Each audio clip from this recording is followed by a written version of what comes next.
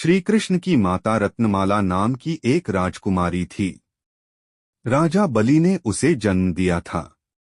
पौराणिक मान्यताओं के अनुसार एक बार वामन देव राजा बलि के दरबार में पधारे थे। वामन देव भगवान विष्णु के अवतार थे। वामन देव के सुंदर रूप को देखकर रत्नमाला की ममता जाग गई।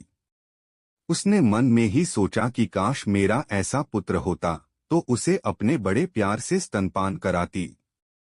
वामन देव ने रत्नमाला के मन की इच्छा जान ली और तथास्तु कह दिया। रत्नमाला को ये वरदान मिल गया। इसके बाद वामन देव ने राजा बलि का अहंकार दूर करने के लिए 3 पग में पूरी जमीन नाप दी। राजा का अहंकार टूट गया और वामन देव से क्षमा मांगी। अपने पिता का अपमान होते देख रत्नमाला को बहुत बुरा लगा। उसने मन ही मन सोचा कि अगर मेरा ऐसा पुत्र होता तो उसे अपने स्तन पर विष लगाकर दूध पिला देती। वामन देव ने रत्नमाला के मन की ये बात भी जान ली और तथास्तु कह दिया। वामन देव के तथास्तु कहने से अगले जन्म में रत्नमाला ने राक्षसी पूतना के रूप में जन्म लिया। वह श्री कृष्ण के मामा कंस की खास दासी थी।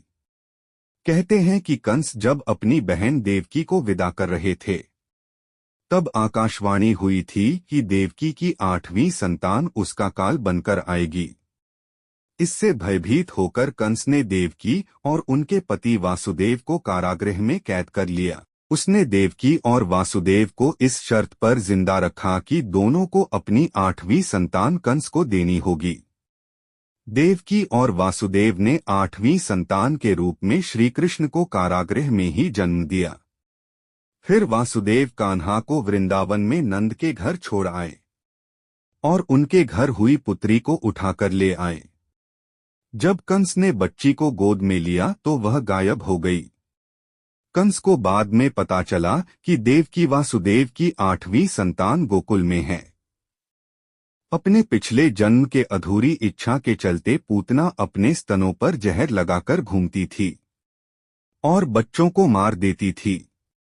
जब कंस को श्री कृष्ण के बारे में पता चला तो उसने पूतना को उनका वध करने के लिए भेजा। पूतना सुंदर स्त्री का रूप धारण कर गोकुल पहुंच गई। उसने श्री कृष्ण को दुलार किया और उन्हें दुग्धपान कराने लगी। श्री कृष्ण ने पूतना के असली रूप को पहचान लिया था। उन्हें पूतना के यहाँ आने का उद्देश्य भी पता चल गया था। पूतना ने अपने विष लगे स्तनों से श्री कृष्ण को दुग्धपान कराया, मगर कान्हा को कुछ नहीं हुआ। अगले ही पल कृष्ण ने पूतना का वध कर दिया। वामन देव की तरह श्री कृष्ण भी भगवान विष्णु के अवतार थे। इस तरह पूतना की पिछले जन्म की इच्छा भी पूरी हो गई और उसे जन्म मरण से मुक्ति भी मिल गई।